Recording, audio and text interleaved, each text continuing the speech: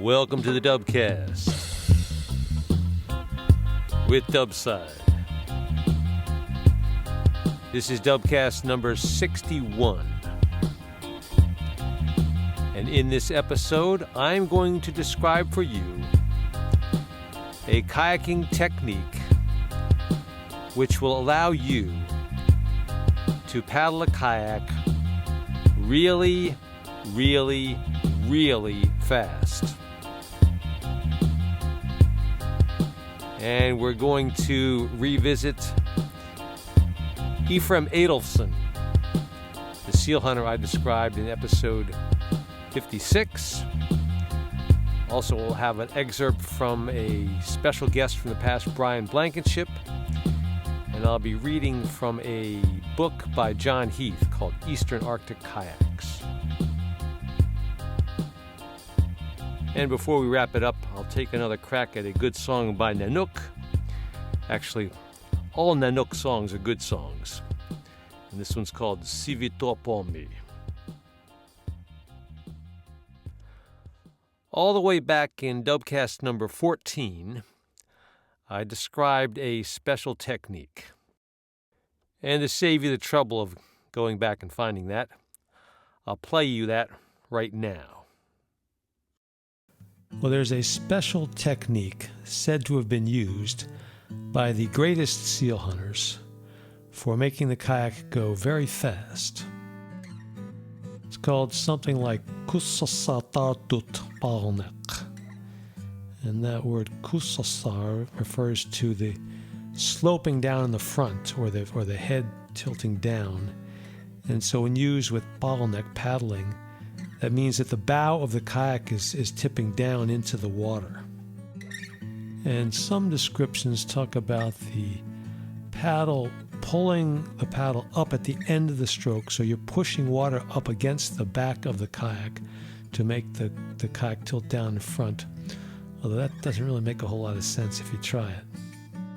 And again in accounts from historical accounts way back and to later stuff, you get references to this special racing stroke. But it always seems to be the person describing it says, I can't do this, but the really top racers, that's what they used. And Maligiak and John Peterson, both they say, wait, we don't use that stroke. They're not exactly clear on the details of the precise way to perform this maneuver, but it seems to be well known that this was used way back in the day. And to add to the mystery, as far as I know, no one in this country has ever seen anyone perform this stroke. And I don't believe there are any movies that show this stroke being performed. And there is some question as to whether this stroke really exists, or is this some big inside joke they're pulling on foreigners, or we don't know. But if at some point in the future we were to analyze this stroke and figure this lost art of the superfast kayak stroke, revive it may be something the Olympic racers would pick up on if it's really that fast. But at this point, we just don't know. It's a big mystery. All right. The technique is called KUSSARSARLUNI PAARNEQ. And I'm going to spend the rest of this episode telling you all that I know about this. And what I said about no one has ever seen this before, I'm going to have to amend that a little bit. I now have something of an idea what it looks like, and I'll let you see that. There was a book published in 2004 called Eastern Arctic Kayaks by John Heath and Eugene Arima. And this book has some contributions from other people. And there's a piece in there by Greg Stamer, and these are all names I've mentioned before on the Dubcast. He's got a detailed discussion of the forward stroke. And on page 53, it says, "The path of the paddle, when viewed from above, is also subject to variation. Some kayakers, such as Maligiak Padilla, allow the working paddle blade to move almost straight back, parallel to the keel. Alternatively, the paddle can be allowed to flare out away from the gunnel, somewhat reminiscent of a wing paddle stroke. This works quite well with a canted blade stroke. According to Beck, there is also a specialized variation where the wrists flick the blade toward the stern at high speeds. However, this method appears to be uncommon. This same book has a short chapter by H.C. Peterson, Holsey Peterson, who was a Greenlander, was extremely knowledgeable about the history of kayaking. He passed away in 2015. He wrote several quite authoritative books about kayaks, and he had a short one called Qinngorpaatit, Kayak Games, which is all in Greenlandic, but I believe that has been translated into this chapter in the John Heath book. So it's page 19 of the Holsey Peterson book, which is on page 102 of the John Heath book. It says, KUSSARSARLUNI PAARNEQ, that is, paddling with a lowered stem, is the technique most commonly used to make good headway. Ezekias Davidson from Tasiusak Nanortalik district, who is known for high-speed paddling, described this technique as follows. The paddle is dipped deep into the water, and the stroke is performed fast with an upward motion so that the current hits the aft end of the kayak from below and lifts it upward. This makes the bow tilt down a bit. The angle of the paddle blade is changed during the stroke by a wrist movement. The strokes are swift with short intervals. Now, besides being in the John Heath book, that same paragraph and description appears in the Kayak Journal, publication of Kayak USA, Volume 2, on page 24. Okay, in Dubcast number 56, I described going to the home of a retired seal hunter named Efraim Adolfsen and interviewing him extensively with a woman named Nevi Nilsson doing the translation. And I got the printout later on of what he said. And it's not word for word, and he jumps around subjects quite a bit, so Nevi had to really prod him to get him back on track. But I'm going to read you all that he said about this technique.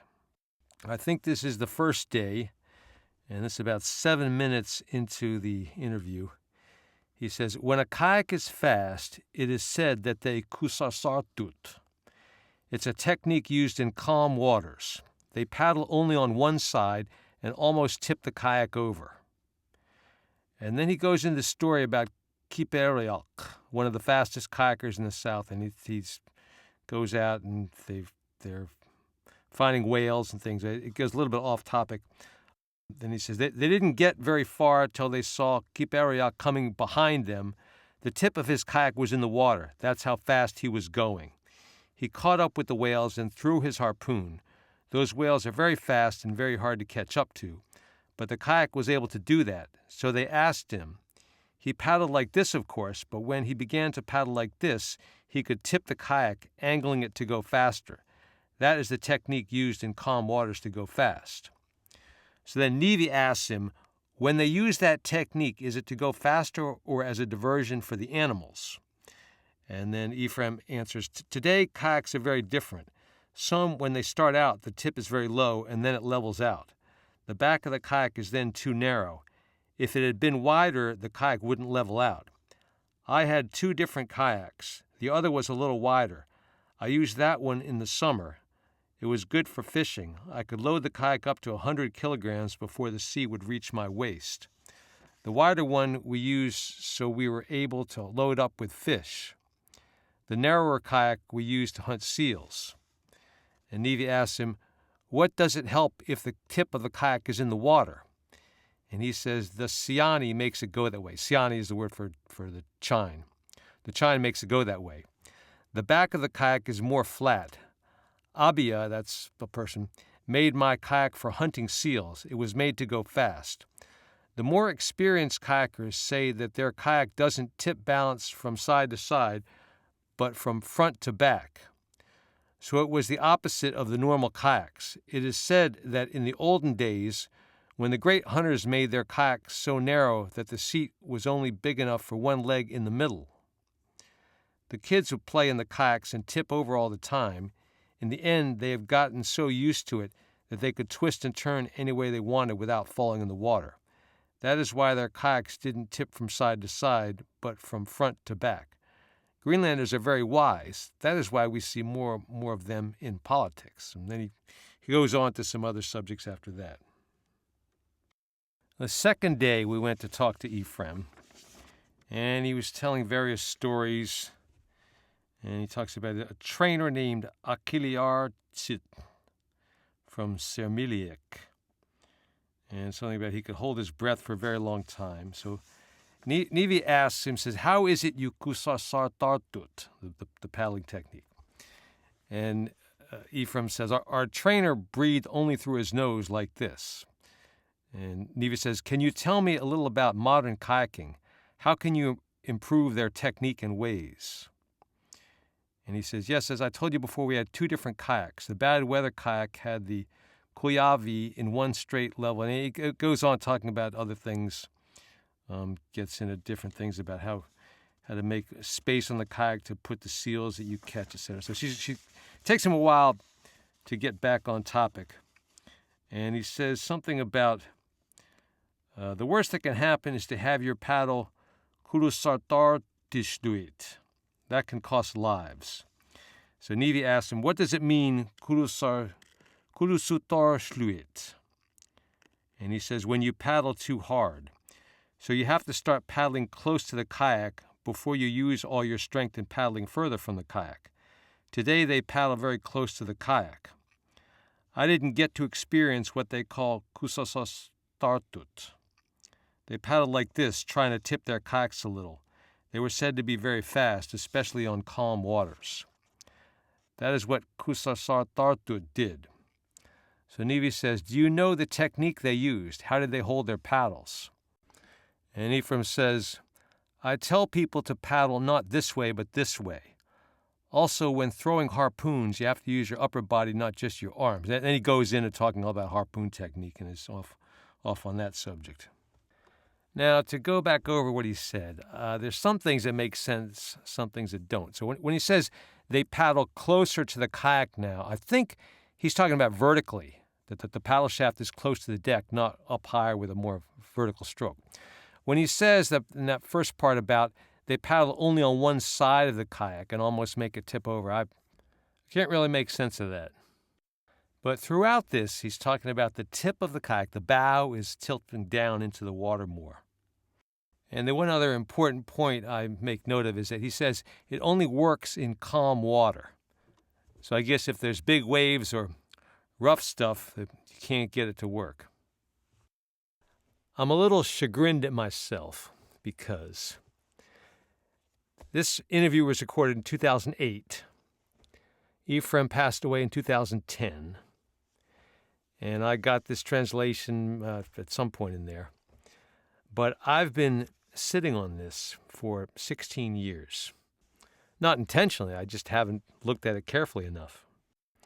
It says on the first day, as I read before, he paddled like this, of course, but when he began to paddle like this, he could tip the kayak, angling it to go faster.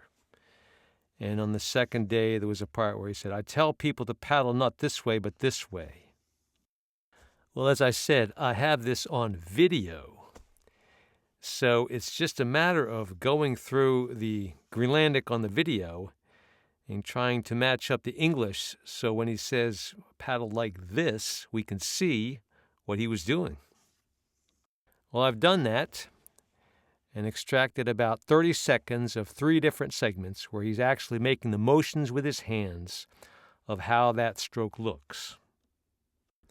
And it matches up pretty well with the quote from the H.C. Peterson book by the guy in Nanook, Esaias Davidson, which I'll read that again. He said, the paddle is dipped deep into the water and the stroke is performed fast with an upward motion so that the current hits the aft end of the kayak from below and lifts it upward.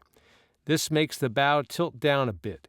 the angle of the paddle blade is changed during the stroke by a wrist movement. The strokes are swift with short intervals. Well, exactly how fast somebody can go using this stroke, we'll get into in a minute. But before that, there's an ethical issue that I think needs to be addressed. By collecting this information and analyzing it and bringing it to light to the general public, am I exploiting Inuit culture? Am I stealing something that is not mine? Well, without getting into a detailed philosophical debate, I'll just say this. I am not selling this. I am disseminating it for free, and I'm very clear about the source. This is an Inuit thing, came from a 1,000-year-old tradition. This was not invented by any European or developed in a laboratory with computers, okay? And it is called KUSSARSARLUNI PAARNEQ. KUSSARSARLUNI, second word PAARNEQ. And it should be known by no other designation. Invented, developed, and perfected by the Inuit people who invented, developed, and perfected kayaks. Well, I've extracted the relevant portions from the video of Efraim Adolfsen, and Andrew will post them somewhere and have a link. And if you're Inuit and can speak Greenlandic, you'll have a head start because you can hear exactly what he says, and the rest of us have to put up with the translation. And Ephraim is just sitting in his living room. He's not in a kayak, but you can see him moving his arms. And when he says, not this way, but this way, there's just this little subtle difference. But if you look at it long enough and really check it out, you can see that his wrists are moving and the way he swings the paddle, there's a difference there. Well, just the other day, I went out paddling and experimented with some of these ideas. And I can tell you it would take a lot of years of training, I would think, to develop this. I mean, the guys in Greenland did spend their lives doing this, and it was only the very few who could do this stroke. So this is the top of the top. And that wrist motion does take a whole different set of muscles. That's what would take a lot of training to get developed. But I also found the idea that you're pushing water up against the back of the kayak underneath doesn't really make any sense. And if you just stick the paddle in the water back behind you and pull it up, the bow is going to go up because you're pulling down on the back, the front goes up. If you stick the paddle in back and push down, that would bring the back of the kayak up, which would mean the front of the kayak goes down, but that's not how they describe the stroke. I also discovered that when you swing the paddle towards the underside of the kayak, you have some left and right lateral motion.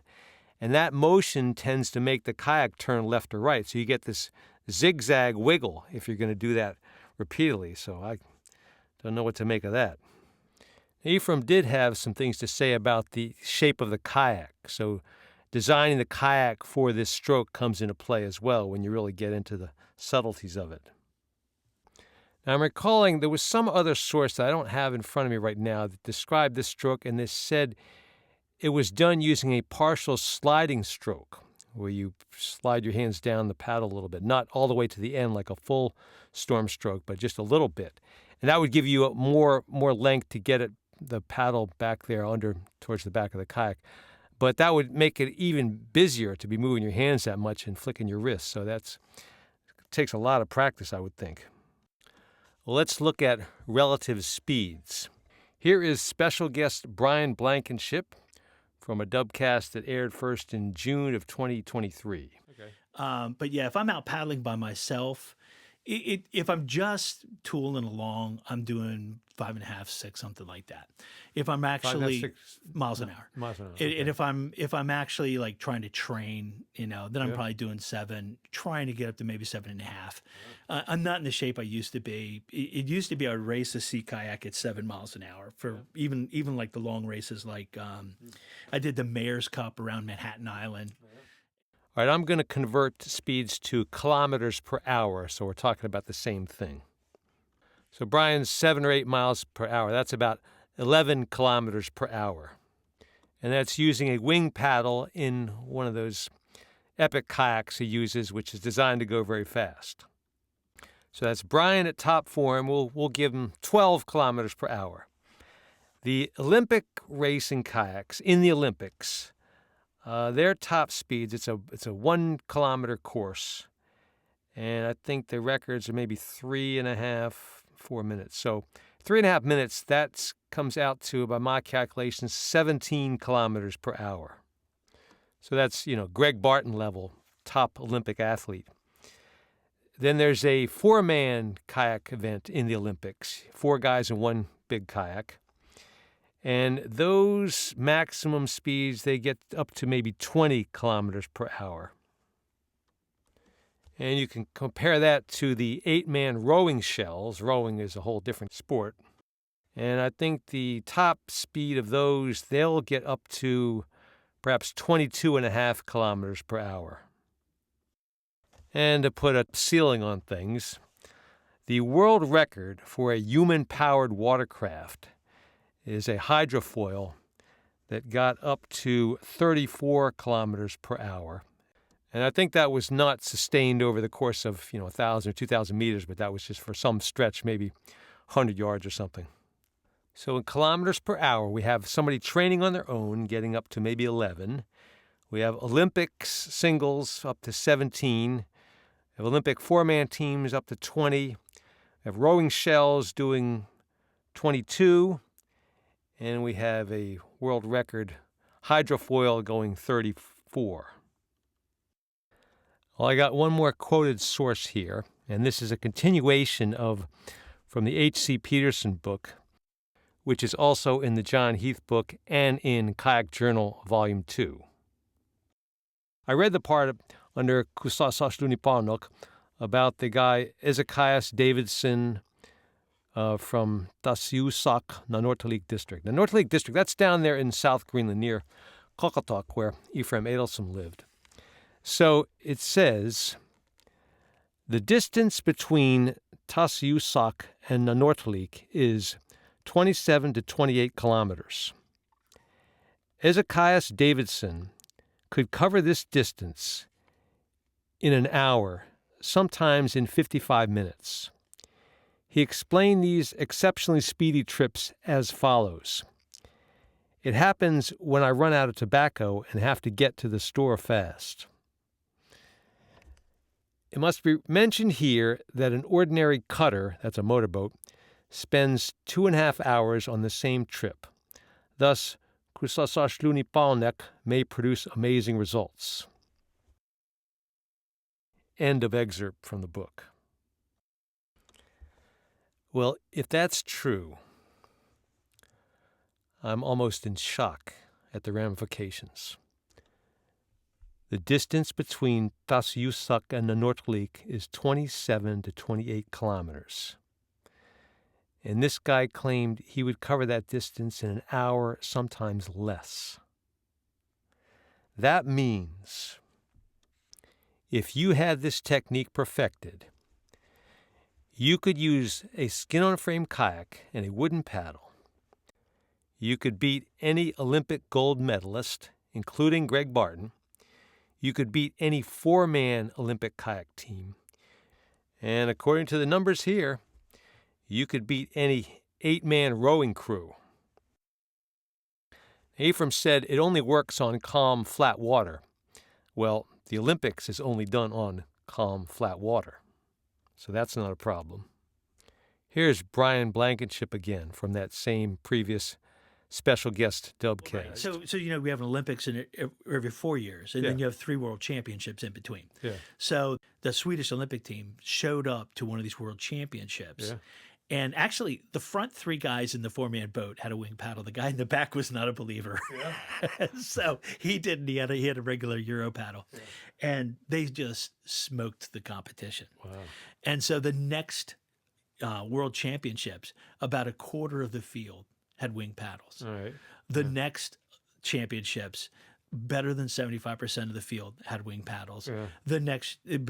At the Olympics, basically everyone If you were a racer, sprint racer, you had a wing paddle because it was just like there's no turning back. This is definitely the fastest thing. And so the wing paddle kind of took over, and basically anybody who's a real serious racer is going to be using a wing paddle, sprint type racing. Yeah. Now, of course, the Greenland races, you're not quite to. You can use a Greenland paddle. It's a different animal. Yeah. But anybody who, you don't see any Greenland paddles in the Olympics. Yeah. People just aren't going to use them because they're just not as efficient.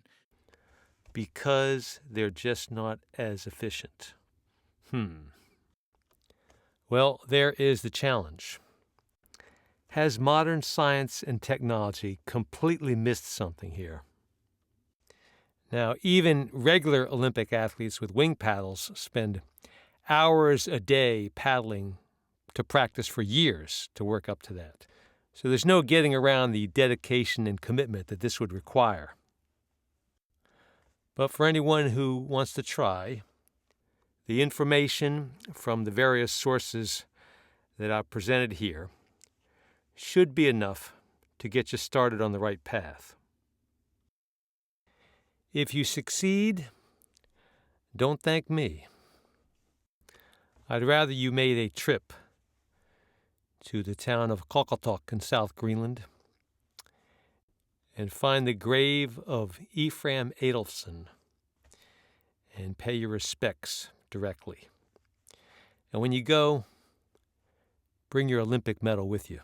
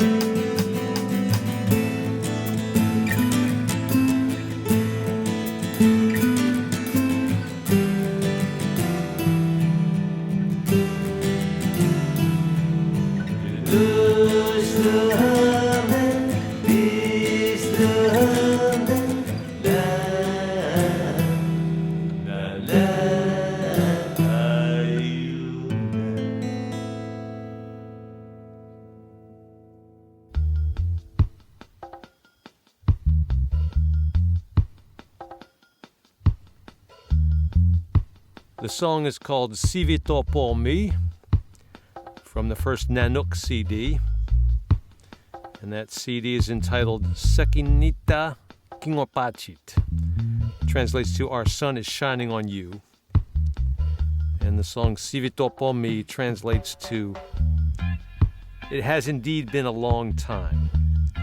I first did that song back in Dubcast number 11, but I remixed it a little bit now, so hopefully it's improved.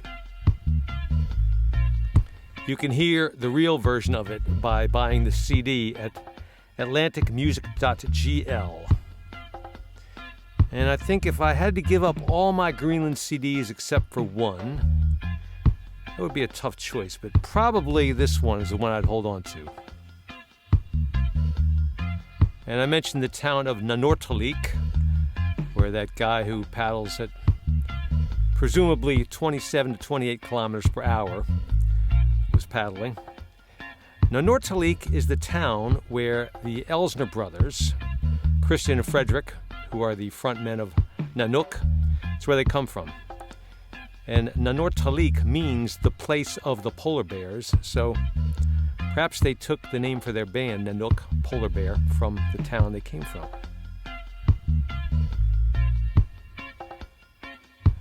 As I was wrapping up this episode, I came across some of the information I'd been looking for that I couldn't find earlier. And there's a fair amount of it, so next time in 62, we will continue our analysis of KUSSARSARLUNI PAARNEQ. There's another story of a very fast kayaker that includes the time and the distance, so we can calculate another data point. And that distance of 34 miles, I have actually paddled myself. I'll tell you about it next time on the Dubcast with Dubside.